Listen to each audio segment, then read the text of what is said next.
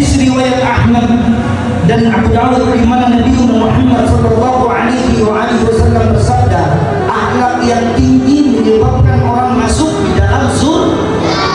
Akhlak yang tinggi dapat menyelamatkan kita masuk ke dalam surga. Ada juga orang ilmu yang tinggi tapi masuk dalam neraka. Tinggi ilmunya, tinggi sekolahnya, tapi masuk ke dalam neraka. Coba saya mau tanya, mana lebih banyak yang ditangkap, orang pintar atau orang bodoh? Saya mau tanya. Banyak orang pintar agama tapi tidak pandai menjaga lidahnya. Banyak orang pandai agamanya, tinggi agamanya, tidak pandai menjaga agamanya. Kenapa? Karena uang lebih besar daripada